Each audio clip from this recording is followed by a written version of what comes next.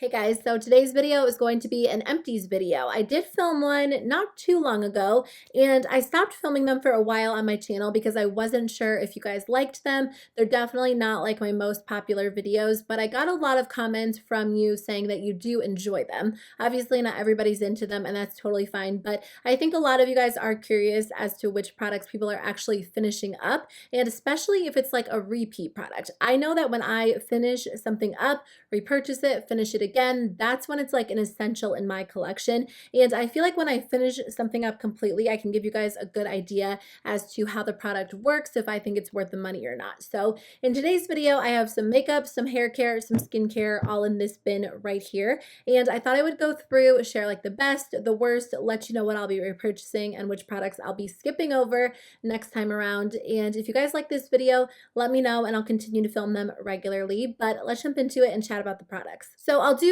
makeup, then I will do skincare, then I'll do hair care. So if you want to jump ahead or you're not interested in a certain category, just check the description box below and I'll put timestamps. You guys, I finished up an entire foundation. It has been so long since I've used up a foundation. I've just been switching back and forth between so many of them that I never seem to make a good dent in any of them. But I did use up the Catrice HD Liquid Coverage Foundation this summer because it was my go-to foundation. It's definitely a little bit too dark for me right now. I've been mixing it with the Fenty foundation because I do have a second one in my collection that I've been using.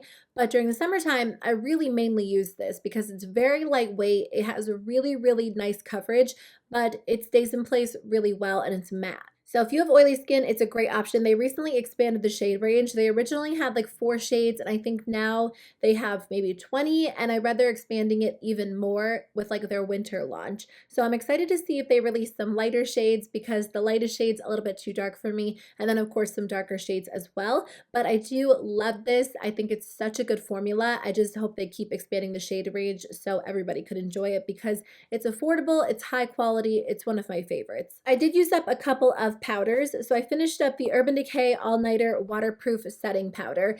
I really enjoy this, but again, it's a little bit too dark for me, so it's not going to be like a fall and winter essential. And I also don't think I would need this during the fall and the winter because it leaves your skin really matte all day long. And I think it's like the perfect powder if you have very oily skin or the perfect powder during like a hot summer season. I finished up 2 Essence powders. So I did use up the Essence All About Matte Fixing Compact Powder. This one, again, is a really mattifying powder, so it's kind of my go-to during the summertime. I haven't been reaching for it a lot during the fall because I don't need something quite so mattifying, but it's a great option during the summer. It's really affordable, and I find that it keeps my skin matte for a long time. And then I also used up the Brighten Up Banana Powder. I really like this one because it is a yellow tinted powder, so it's great if you want to like brighten up your under eyes, or for me personally, if I apply like a little bit too much contour or bronzer, I just take a fluffy brush with the yellow banana powder and blend it out, and I think it looks a little bit more natural than taking like a translucent powder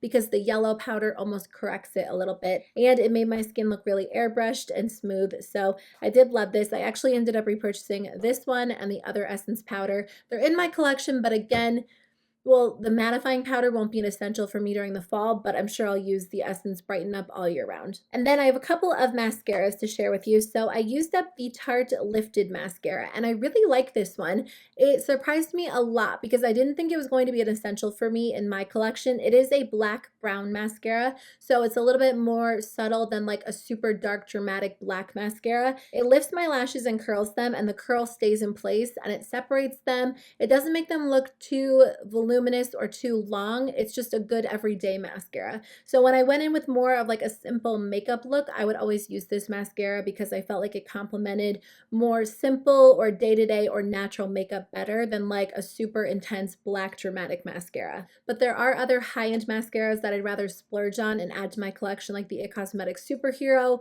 or the Tarte Maneater. That's currently one of my favorites. So I like it. I just don't think it's an absolute essential because I do like super dark dramatic lashes most of the time. I used up the Milk Makeup Kush Mascara. I just had like a deluxe size sample of this, and I talked about it in a disappointing products video. I just didn't really like it that much.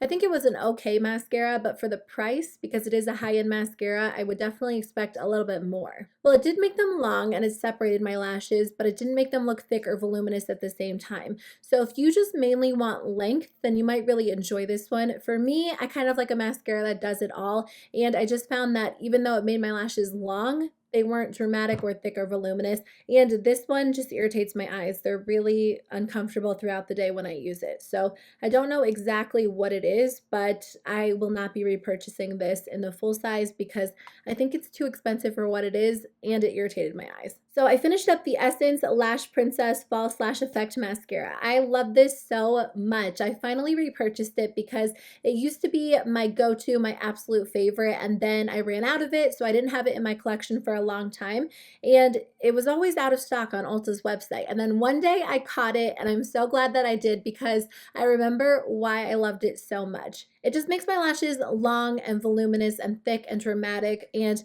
they just look really, really beautiful, and I really, really enjoy this mascara so much. I actually already repurchased it because I just couldn't like be without it. It's my favorite. It's so good. I just missed it so much. So definitely still an essential for me. Okay, I think I said I was going to do skincare next, and then I'll finish up with hair care. Oh wait, I actually have two more makeup products. So I finished up the ColourPop lip liner in the shade BFF. I love this lip liner. I actually do have another one that I'm currently using because it is my go-to lip liner. This shade and BFF too. If I'm wearing a nude lip like I'm wearing today, I always go in with BFF because it's pretty similar to my lip color. I love the ColourPop lip liners. They're the only lip liners that I honestly use. I have a bunch of them back there, and I just reach for them every single time I wear lipstick because they are creamy. So they're comfortable on the lips, but they also kind of grab onto any lip color that you place on top and keep it in place all day long. And then I used up the Essence Make Me Brow Eyebrow Gel Mascara. Kennedy got a hold of this one. I'm careful with my makeup, but she always somehow gets a hold of everything and just gets her little like chew marks on it. I do like this. I've replaced it currently with the ColourPop Brow Boss. They're very different. This one is tinted and it has fibers in it, so it makes your brows look a little bit more thick and voluminous, and it is a gel, so it still holds them into place, whereas the ColourPop Brow Boss gel doesn't have fibers as far as I know, and it's not tinted, but it makes my brows look a little bit more natural and feathery, and I don't know, I've just been liking that one a lot lately. So I haven't been using this one as much. I definitely will still keep it in my collection. Like I have another one because I do use it on days where I'm too lazy to fill in my brows, but I want to add, like a little bit of something extra. Like it does tint your brows. It has those fibers. So if you comb this through your brows, it makes them look a little bit more bold without having to actually fill them in. So it's nice to have on hand, but right now I've just been loving the ColourPop gel even more. And then I do have one last product. I have so many makeup products this time. This one is the ColourPop eyeliner. I don't know the exact shade. It's like a bronzy brown. I used up the entire thing. I've had this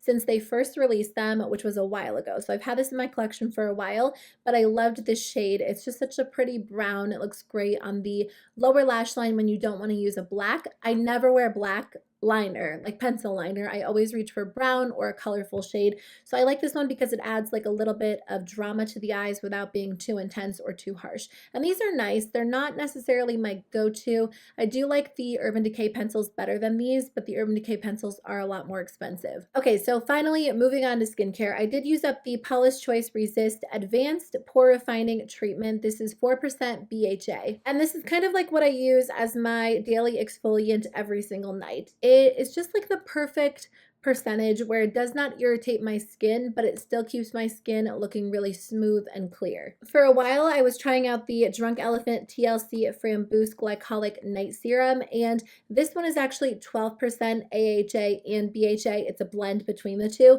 but I think it's a little bit too strong for me because my skin does not react well to this product. I think the Paula's Choice one is like the perfect percentage, and whatever other ingredients they put inside this one, it works so much better for my skin personally. Browny instead of the Drunk Elephant one. I've tried to use this multiple times and it never seems to work for me. So I'm just sticking with the Paula's Choice exfoliator. I did use up the Ulla Henriksen Find Your Balance Oil Control Cleanser. I think I have this in my empties every single time because it is my go-to cleanser. Right now I'm actually trying 2 different cleansers. I'm using one from the brand Dermalogica and one from the brand Beauty Counter, and I like both of them. They're really, really great, but in the end, I'll probably come back to this one because it is my go-to. I just think it keeps my skin clear, it cleanses it really well without stripping it, and I just love it. I've gone through so many of these. I did finish up the Leaders What Happened Last Night Refreshing Cleansing Oil, and I like this cleansing oil a lot. So many cleansing oils really irritate my skin and my eyes just burn horribly every single time I use them. I believe this brand is cruelty-free. If it is cruelty-free, I probably will end up repurchasing this because it did not irritate my skin. And that's really, really important when it comes to a cleansing oil because a lot of them irritate my skin or they're a little bit too heavy or they burn my eyes. And this one was great. It removed all of my makeup, all of my eye makeup without irritating my skin. So I am a big fan. I finished up the entire thing and I hope they're cruelty-free so I can repurchase it. So I did finish up this Witch Hazel toner. It is alcohol-free, unscented. This is the second time that I repurchased this. I think I just get mine on Amazon. Oh, it's by the brand Thayer's. And I don't know, I don't feel very strongly either way about this. I don't feel like it's a must-have in my collection. Like I definitely would use another toner. In fact, I am using another toner. I'm using one from the brand Beauty Counter. And then honestly, I kind of miss the toner from the Ulla Henriksen Find Your Balance line. They have a toner that does a great job of keeping my skin clear and I kind of miss it. So I think I might end up repurchasing that one if I don't end up falling in love with the one that I'm currently using. I've only been using it for a little while and so far it's doing a good job. So I don't hate this. I just think, you know, it's not necessarily something that I love that I need to rave about. So I'd rather try out some new products and see if I can find something that like I have to have in my collection, but it got the job done. And then I finished up the Ahava Dead Sea Water Mineral Body Lotion. This is their cactus and pink pepper scent. This one smells so good. It took me forever to use this up. I just kind of used it as a hand lotion. It just sat at my desk as I like worked. I would use it on occasion, but I finally used it up and I liked it because it wasn't overly moisturizing. So I could apply it to my hands and then like go back to typing on my computer. And I didn't feel like I had to constantly rub it in, but I did feel like it did a good job at just giving me like a little extra moisture. So again, I would repurchase this. Again, I don't know if this brand is cruelty-free. I've had this forever. I think they are, but I'm not 100% sure, so I have to look into it before I decide. But I do think this brand makes some really, really good like lotions. I love their hand cream. I love this body lotion, and the cactus and pink pepper scent is really, really nice. Okay, let me finish up with a few hair products. So I did finish up the Briogeo Matcha and Apple Replenishing Superfood Shampoo. I'm actually almost finished with the one that I'm currently using in my shower right now as well. And then I used up the Kale and Apple Replenishing Superfood Conditioner. I've repurchased these products a few times and I like them. I think they're very lightweight, so they don't wear my hair down. They cleanse my hair really well. It looks clean, it looks healthy, but at the same time, they're a little bit expensive. So I think I'm looking for a more affordable option. I'm currently using a Yes to Carrots shampoo and conditioner, and those I just used them for the first time today, and I think they did a good job, although my hair looks a little bit flat, so I'm not completely sold on those. I have to keep testing them out. I do like these a lot, but I go through them pretty quickly because I do wash my hair fairly often, and they're kind of expensive. So I'm looking for a more affordable alternative, even though I like them. Honestly, I think I like the Briogeo Don't Despair Repair Super Moisture Shampoo a little bit better. This lasted me a really long time. This one is 16 ounces, and these are 12 ounces, so it's actually not that much bigger, but I don't feel like I needed to use a ton of this product because it was very hydrating. My hair is getting a little bit dry. I have to get a good haircut. I haven't gotten around to it. So I noticed that my hair is feeling a little bit dry. I don't know if it's because I haven't been using this. It's been a while since I've run out of it. So maybe I need to repurchase this and use it again. I really like Briogeo hair products because they are cruelty-free, but they're sulfate, silicone, and paraben-free, and I just noticed that my hair is much healthier when I use their products. So I need to look and see what other shampoo and conditioners they have because I would love to try out more of them. Again, they're just a little bit more expensive, and I do go through hair products very quickly because I have a good amount of hair. Speaking of Briogeo, I did use up the Rosarco Milk Reparative Leave-In Conditioning Spray. I always have one of these in my empties videos because it is like my go-to heat protectant. I use it every single time I wash my hair. After my hair air dries a little bit, I spray it all over my hair and then I comb my hair, and it just protects my hair from heat while conditioning it and detangling it. So I've repurchased this so many times. I will continue to repurchase it because it really does a great job. And the last product is the IGK Prenup Instant Spray Hair Mask. I just talked about this in my October favorites and fails. This is actually a fail for me. I don't know. The execution of this product is a little bit weird. You're supposed to spray it on your hair in the shower and then rinse it out. The spray nozzle is not that great. It's not like a nice, smooth, even mist. It's like a direct shot. So it doesn't really work that well. And then on top of that, I don't feel like my hair felt nicer afterwards. It didn't look nicer. It didn't feel detangled. And a lot of times products that are free of like sulfates and silicones don't necessarily make your hair feel better instantly, but it looks better over time, or it's healthier or strengthened. But I don't know about this one. I just think there are so many other good hair masks on the market that I won't be repurchasing this. I think I got it in PR and it sounds cool, but I just prefer like the regular deep conditioners that like come in the tubs that you apply to your hair. So for me, this was a fail. I just did not like it. It didn't really work well for me. So those are all of the products that I used up this time around. I feel like I filmed an empties video not too long ago, but I don't know, I've been going through products fairly quickly. Usually I'm very slow at using up products, so you probably won't see another one of these videos until like January or February, but I guess we'll see. So thank you guys so much for watching. I hope this video was helpful, and I will see you guys tomorrow with a new one. Bye.